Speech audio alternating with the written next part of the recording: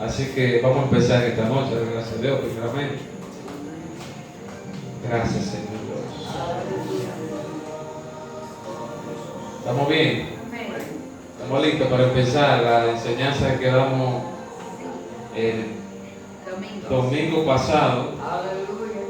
¿Recuerdan el tema cuál era? Estudio de la Biblia, bibliología. Amén. ¿Cuántos recuerdan? Nosotros estábamos repasando, estábamos estudiando sobre el estudio de la Biblia, cuántos libros tiene, cuántos libros apócrifos, quiere decir libros que no están aquí incluidos en la Biblia. Nosotros explicamos todo eso, los idiomas, el Nuevo Testamento está dividido en dos. La Biblia. Perdón, sí. La Biblia. Gloria a Dios. Y que la iglesia que según siga la traducción griega va a aparecer 72 libros. Si la Biblia sigue la traducción hebrea o el canon hebreo, va a aparecer con 66 libros o 39 que los judíos tienen. Los judíos no tienen los 27 nosotros tengamos, porque no creen en Jesús. Nosotros hablamos de eso. Bueno, parte de los judíos, porque hay muchos judíos mesiánicos que se les llama, judíos mesiánicos, que ligan un poco la ley con la gracia, son mesiánicos. Amén. Entonces nosotros quedamos pues en el canon del Antiguo Testamento. Así que vamos a estar orando al Señor. Padre Dios, te damos gracias, Señor Dios del cielo y la tierra. Tu iglesia, Señor, ante ti estamos, Dios. Padre, nosotros no sabemos nada aún, Dios. Tú eres el que da el conocimiento, la inteligencia, la sabiduría, Padre, para nosotros comprender tu palabra, Dios. Que el Espíritu Santo sea ministrando, Señor, enseñándonos. Que el Espíritu Santo sea Él que nos esté capacitando a cada uno, Señor Dios, para nosotros ser perfectos, Padre, como tú lo has prometido, Dios, creciendo hasta la estatura de un varón perfecto. Gracias, Señor Dios, en el nombre de Jesús. Amén. Gracias, Señor Dios.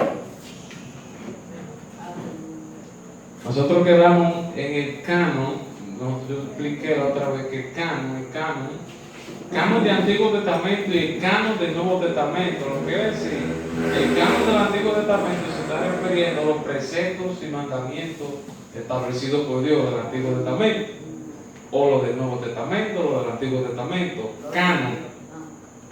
El canon del Antiguo Testamento, nosotros vamos a escucharlo. Ya aprendí, eso es grabar. Ok.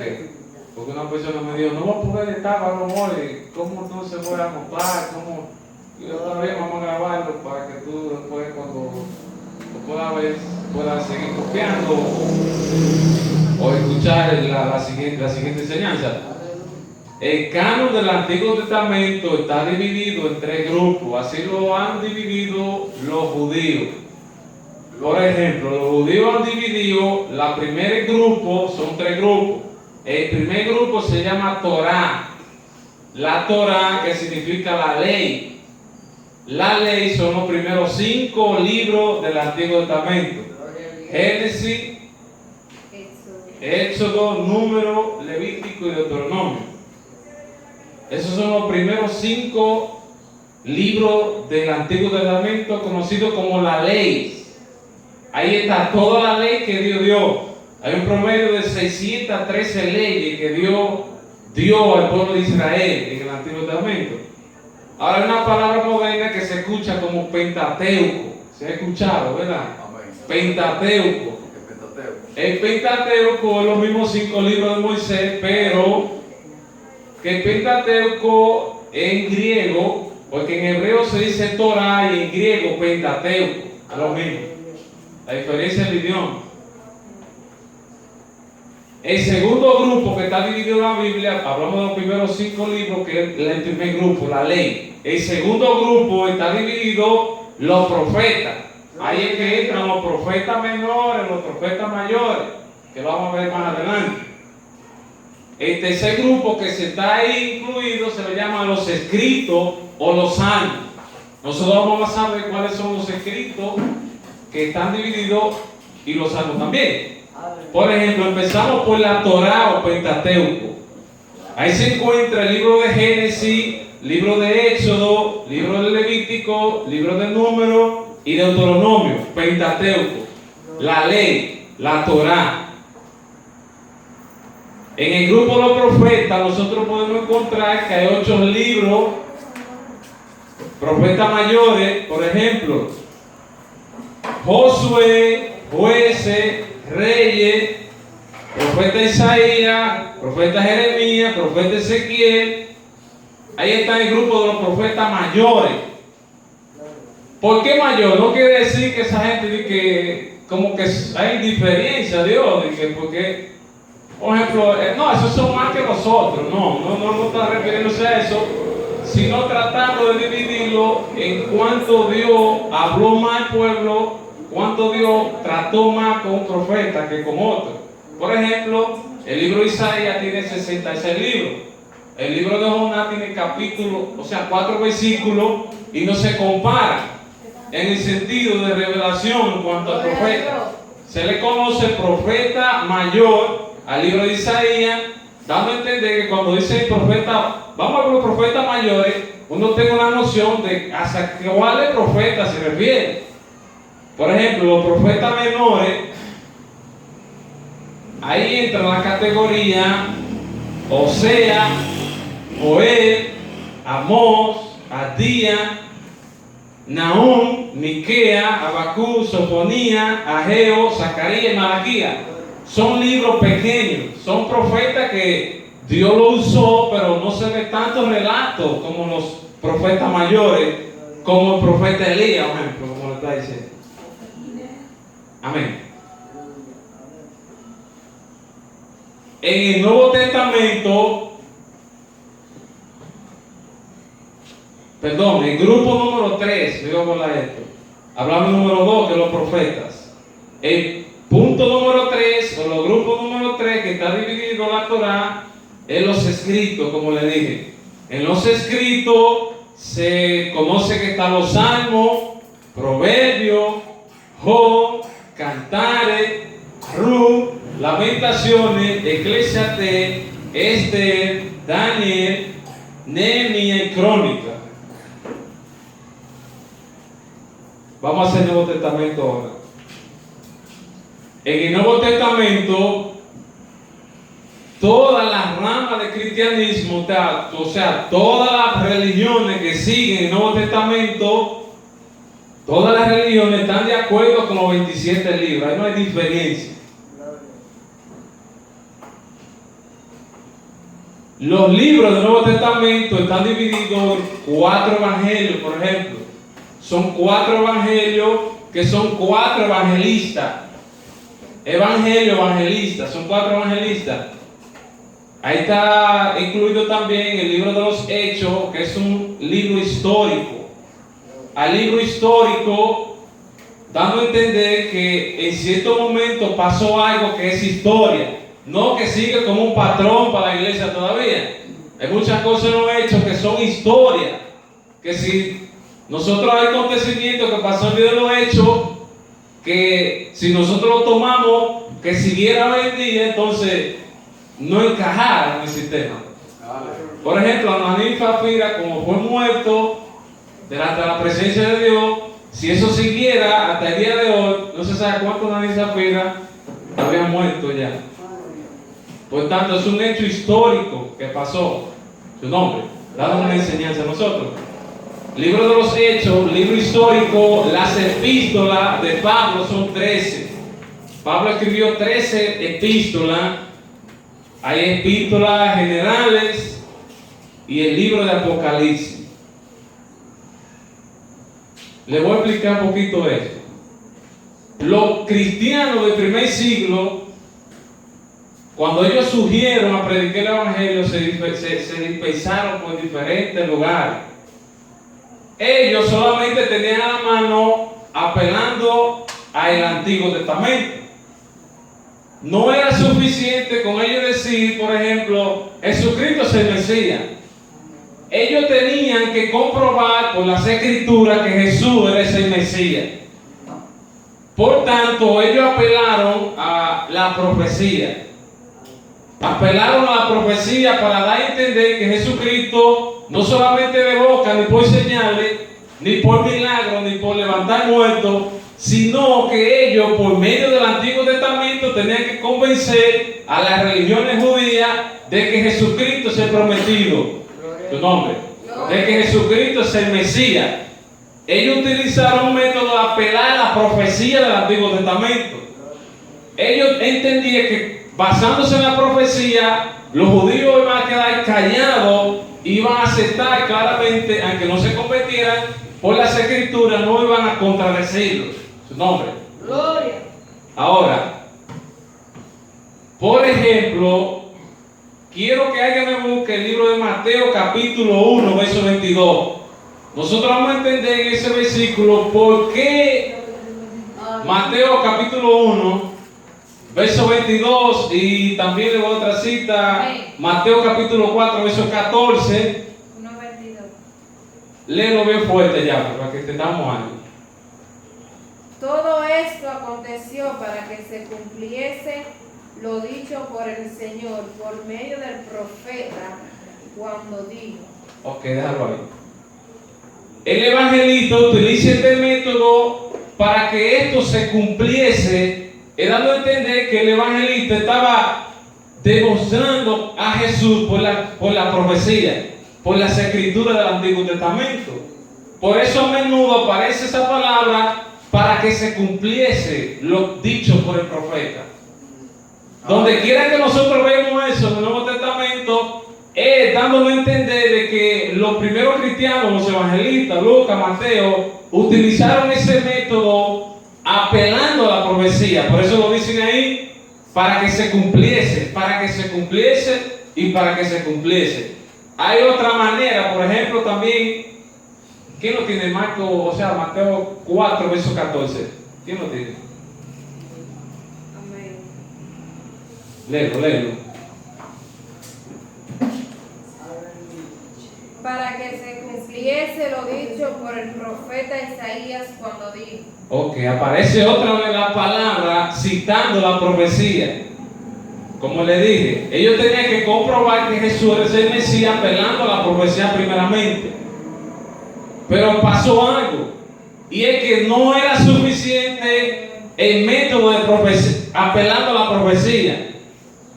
Ellos entendían que en el Antiguo Testamento habían maneras y formas en el cual tipificaba o anunciaba la venida del Señor, aparte de la profecía. Por ejemplo, hay un método que se llama alegoría o alegórico, que ellos tuvieron que apelar, porque ellos entendían que habían verdades en el Antiguo Testamento en el cual eran de sombra y figura, que iba a pasar en el Nuevo Testamento. No era profecía directamente a través del profeta, sino acontecimientos que pasaron, que se ve como símbolo que iba a pasar también en el Nuevo Testamento. Por ejemplo, nosotros vemos en Gálatas capítulo 4, verso 21. ¿Quién lo tiene? Ahí nosotros vamos a ver cómo Pablo apela a una alegoría explicando del Antiguo Testamento, explicando acontecimientos ya en el Nuevo Testamento. Gálatas capítulo 4, verso 21.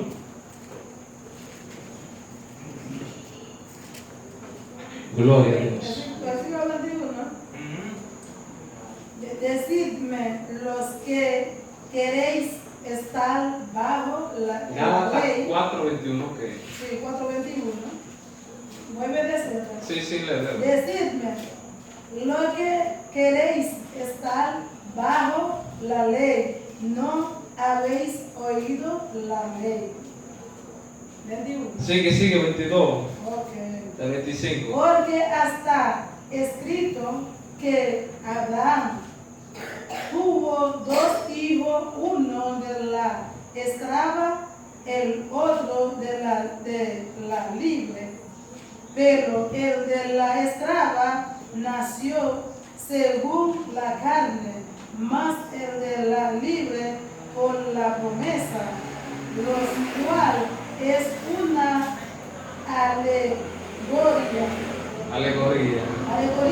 pues estas mujeres son los dos pactos, el uno proviene del monte Sinaí, el cual da hijos para la esclavitud, este es Agar. Déjenlo ahí, hermano.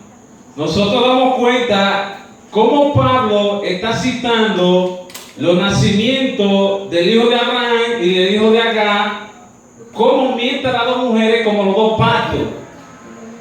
Si lo estudiamos, él mismo lo dice, verso 24, lo cual es una alegoría, no dice una profecía.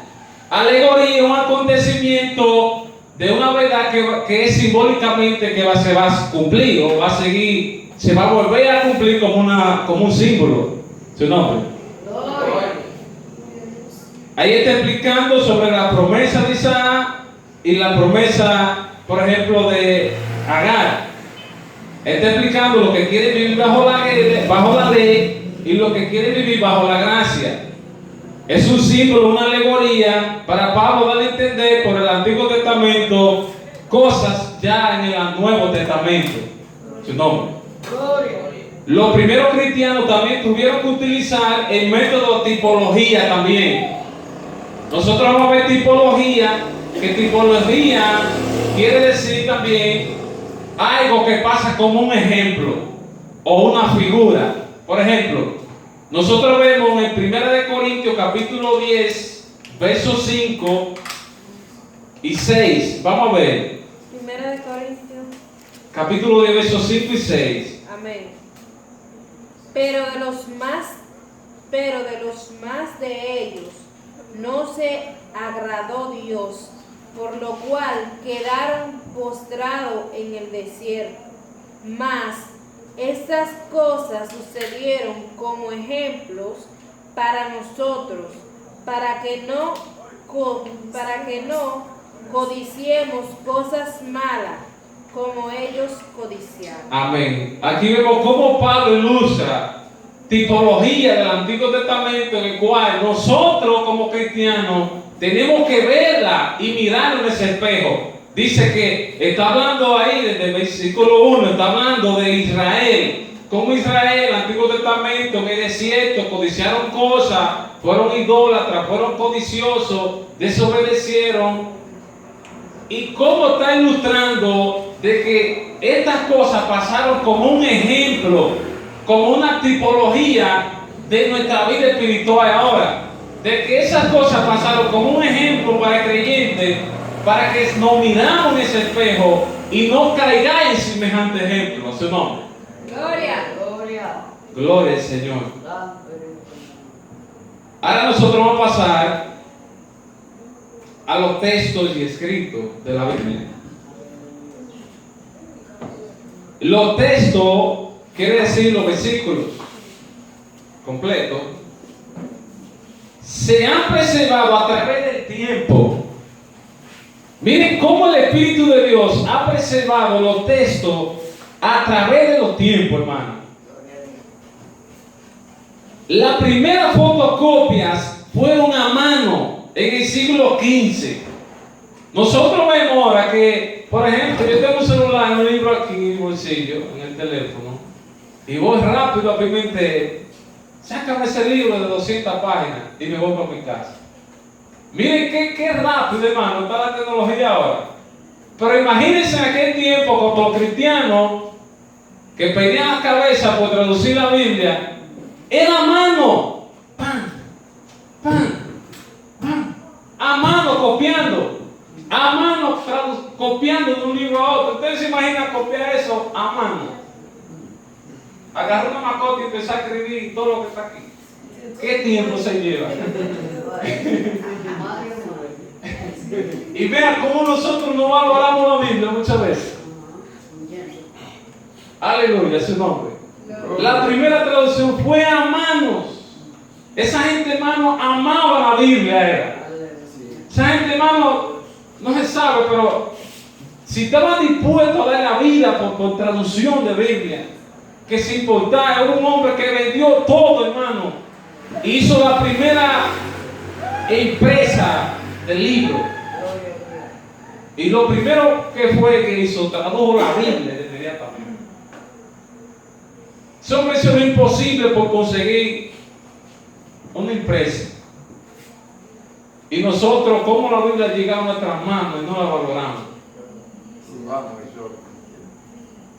No olviden donde quiera. Está vuelto un desastre, no queremos comprar una nueva. Es un desastre, ¿no? Su nombre.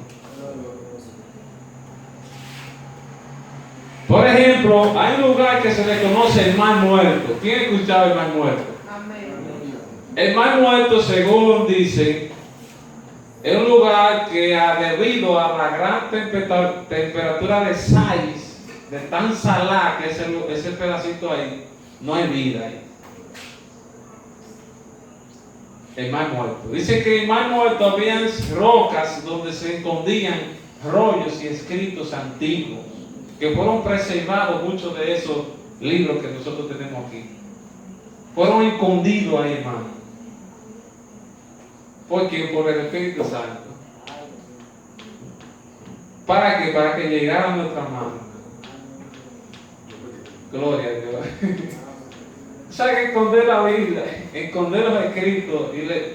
Imagínense Dios pensando en nosotros, que tiene que llegar a los limones ese libro. Ese libro tiene que llegar a la mamá haitiana. Va a tener que llegar. Escondiéndolo, hermano. Ahora vamos a entrar a capítulo y versículo. Capítulos.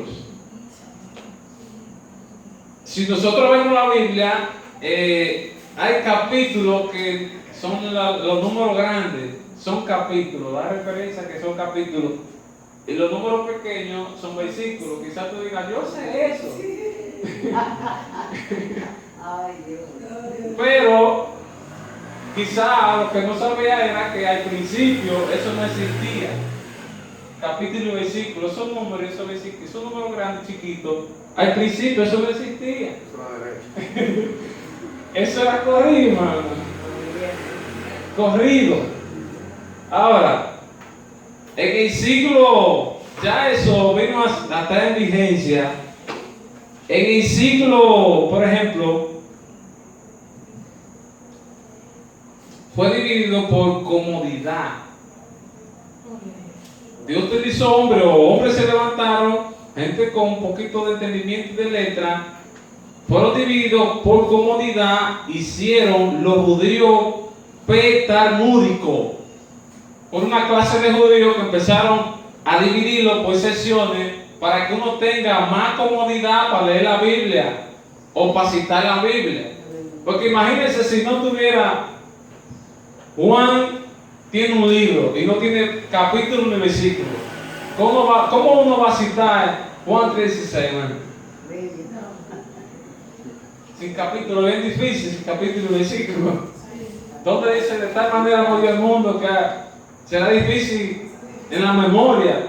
Por eso muchas veces ellos citaban la Biblia aquí, los apóstoles, y no daban el versículo ni el capítulo.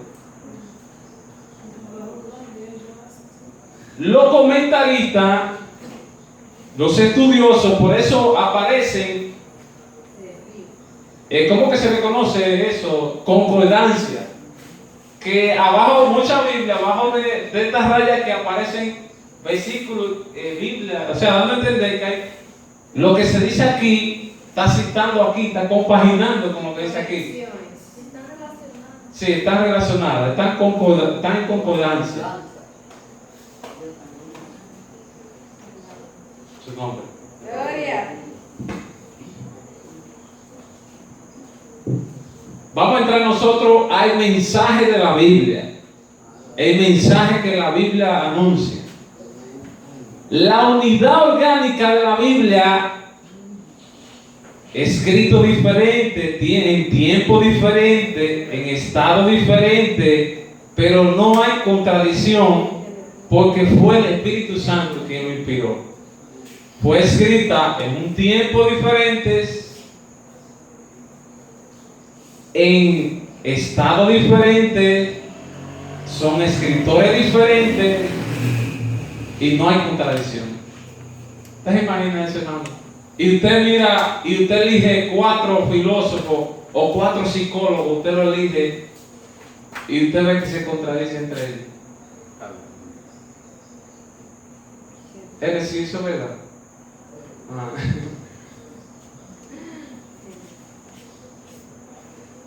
No, como yo estudié psicología básica, ¿cómo? Educativa. Psicología educativa. Ok. Vemos como psicólogos desmienten otros psicólogos en área. Entre los mismos filósofos.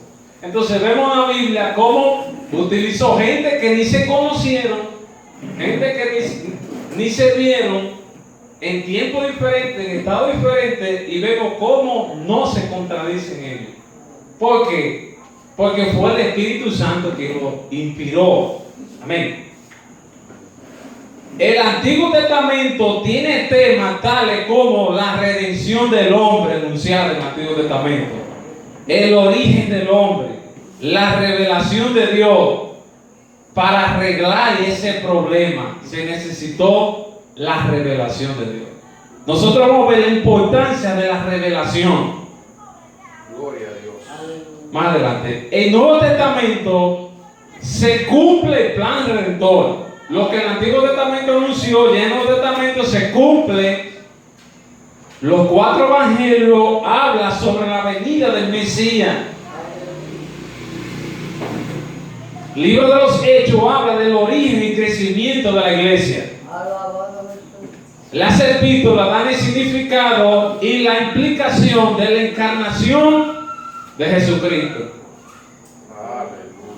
Apocalipsis muestra cómo toda la historia es consumada en Jesús. Amén, aleluya. Gloria a Jesús. Todos los libros tienen su propósito.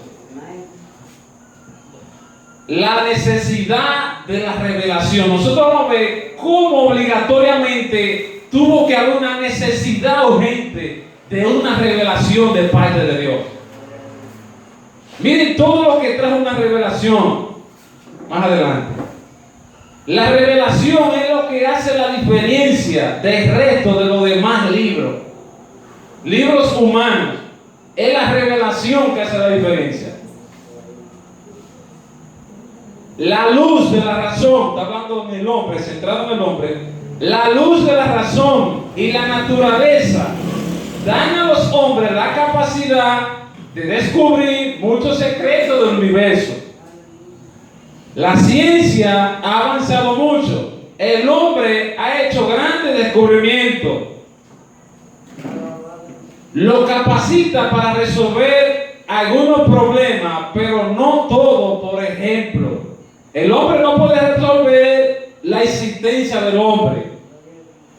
Trata de explicar la existencia del hombre, pero es erradamente.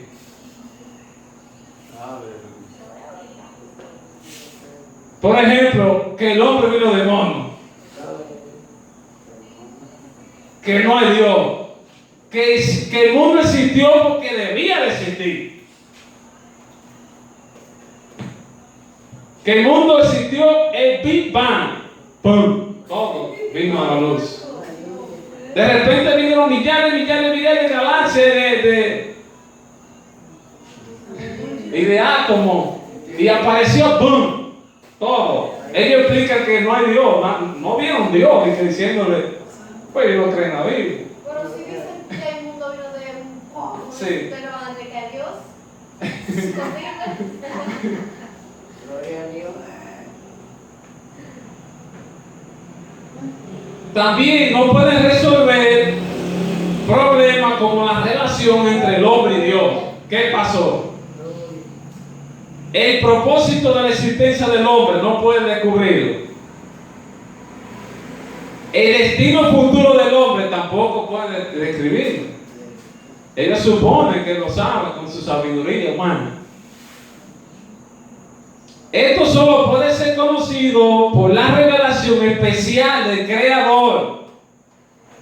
Solamente a través de una revelación puede ser conocido esos temas.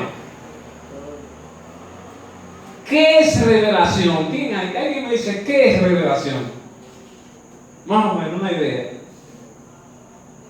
Revelación es mostrarte algo que va a acontecer en un tiempo determinado. Pero eso está oculto, ¿verdad? Claro. Ok. La revelación es un descubrimiento de una verdad que estaba escondida.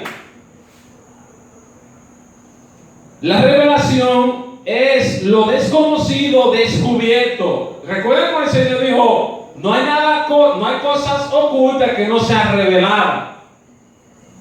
Vamos a entender que las cosas ocultas que hacemos, que digamos, en ciertos momentos se van a revelar. Es una revelación. En hebreo, Galaad, se traduce esa palabra, revelación, que quiere decir quitar la cubierta. Algo que estaba oculto. Por ejemplo, si lo de ahí atrás no se ve, está oculto. Dice el hebreo que la revelación es quitar lo cubierto. Se ve, porque se ve con la cortina, pero aleluya. Eso es lo que trata de decirnos. Quitar el velo, mostrarse, aparecerse. Por eso el libro de Génesis, capítulo 12, dice que Dios se le apareció a Abraham. Se le reveló a Abraham. La naturaleza es la revelación de Dios que fue revelada al hombre, que se llama algo de revelación. Vamos a entender. Hay una revelación que es natural. La revelación natural en el cual todos los hombres pueden conocer esa revelación.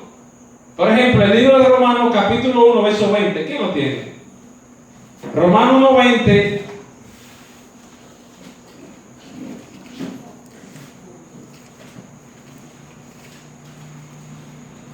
Lo tengo aquí, yo lo tengo. Voy a leer.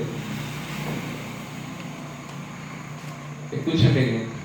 Romanos 20. La revelación natural.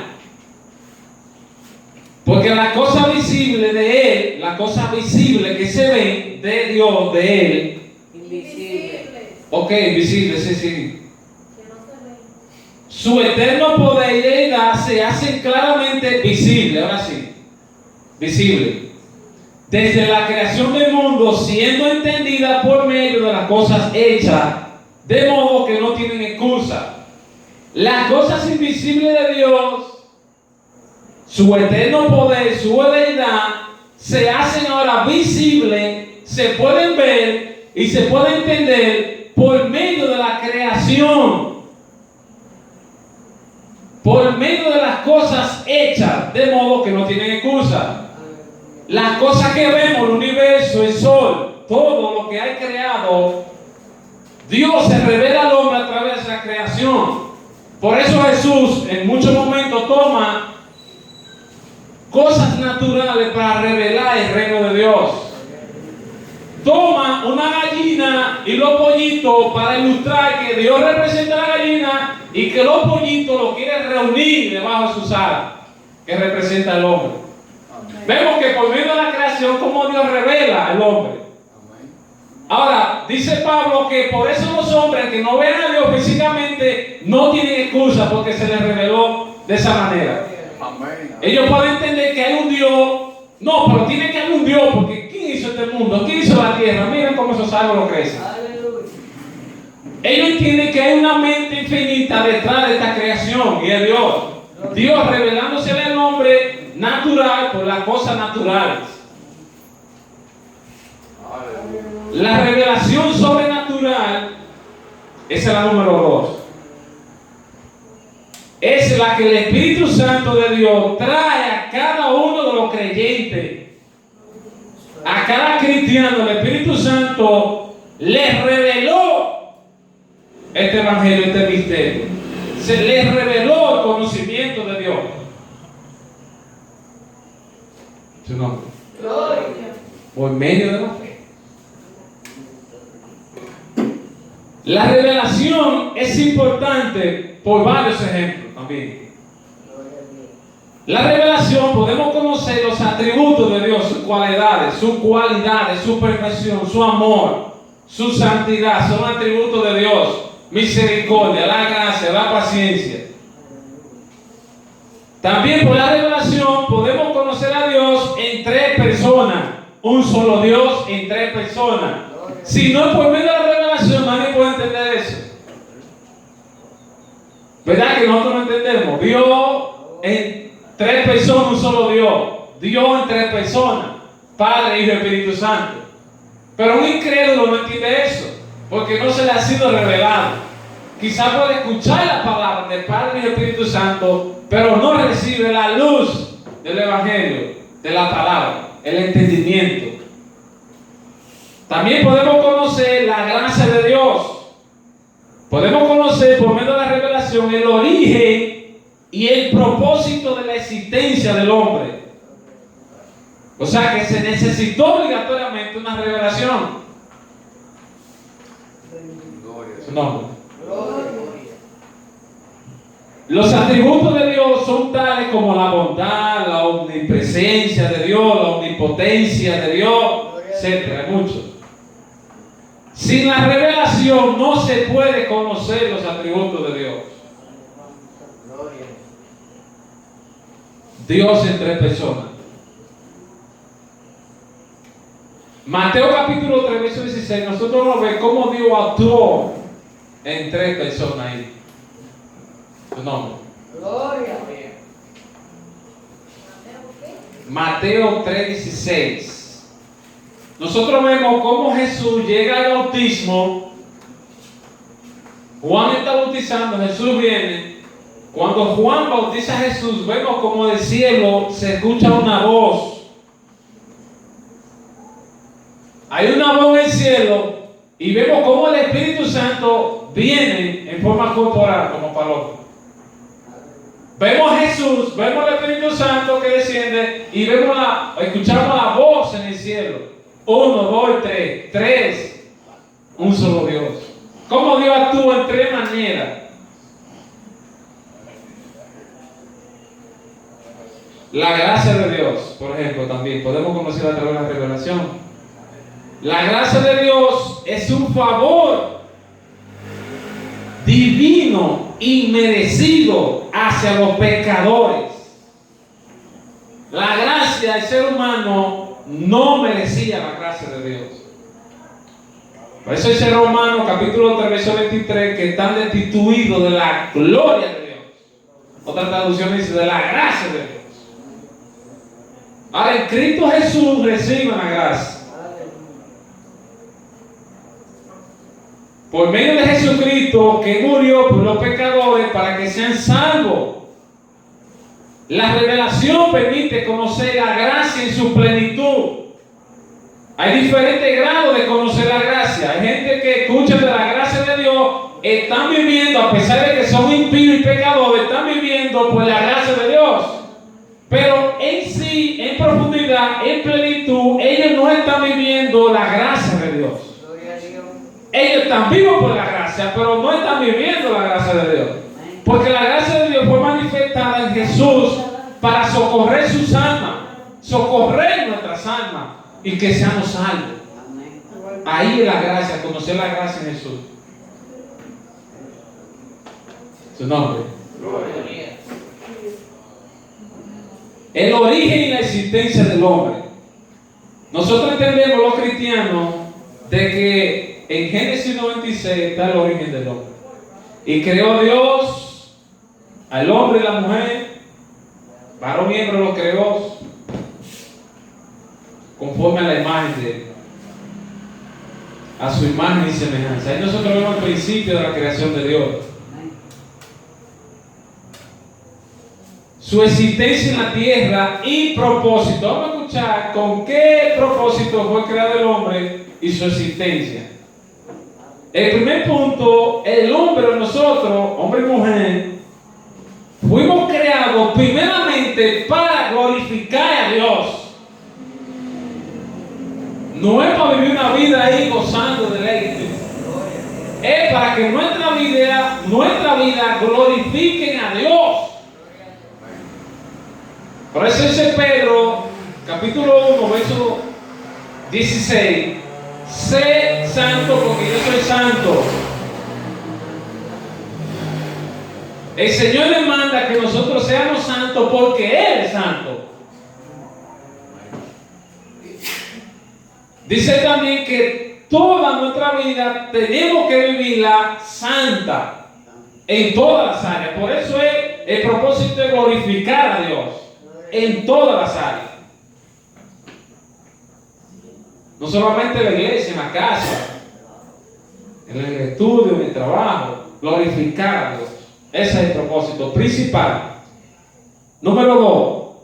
El hombre fue creado con responsabilidad delante de Dios. No es como vengamos a la iglesia y no tenemos responsabilidad. Que no me importa ministrar como no ministrar.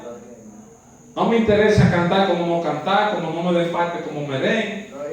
O sea, no quiero ningún tipo de responsabilidad, como que eso no me llama la atención. Sin embargo, Dios desde el principio estableció al hombre y la mujer y le dijo: Adán, lava el huerto. Eva, tú eres ayuda idónea de Adán. Ambos tienen responsabilidad del Señor, bien seria. Nosotros vamos a ser demandados por eso también. Y la verdad del Señor cuando lo encuentra haciendo así, David. Propósito también del hombre fue que caminara en base a obediencia a Dios. Obediencia a Dios. Aleluya. Señor exige más obediencia que sacrificio. Otro propósito en el cual fue creado es alejarse del mal. Adán comerá de todo del árbol que está en el huerto, pero hay uno solo en el cual no comerás. Porque trata de decir Adán. O sea, aléjate de ese. Ese no lo toca, en un sentido. Alejarse del mal, el propósito de nosotros también. Nosotros tenemos muchas veces, nos vayan a acercar al mal, a abrazar el mal muchas veces. Sin embargo, el Señor dice a través de Pablo: venzan al mal con el bien. De la única manera que el mal se va a alejar es con el bien. Si usted está siempre bien, el mal va a estar lejos. No es mal de allá, es malo, la maná. El mal, pecado. Es imposible conocer el estado futuro sin una revelación. Wow. ¿Por qué? Porque el ser humano está muerto en delitos y pecados. ¿Qué va a conocer el futuro? Si su naturaleza está corrupta y viciada bajo los deseos de este mundo. Su mente está terrenal. Su mente no espiritual. Lo único resultado del mundo es la muerte, porque la paga del pecado es la muerte.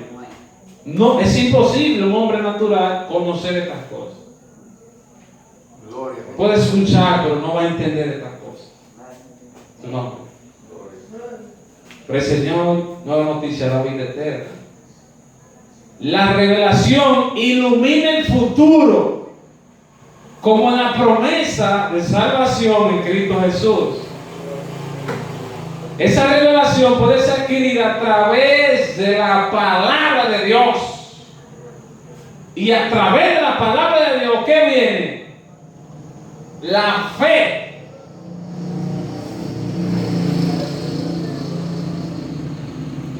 Segundo de Pedro, capítulo 1, verso 21. ¿Quién tiene la hora esto? Yo te voy a poner la mano. Son 36.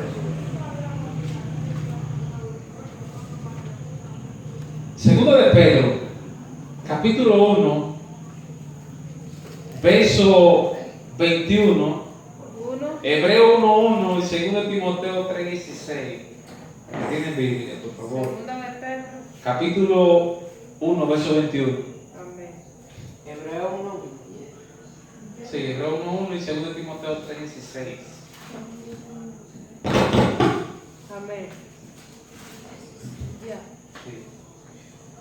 Porque nunca la profecía fue traída por voluntad humana, sino que los santos hombres de Dios hablaron siendo inspirados por el Espíritu.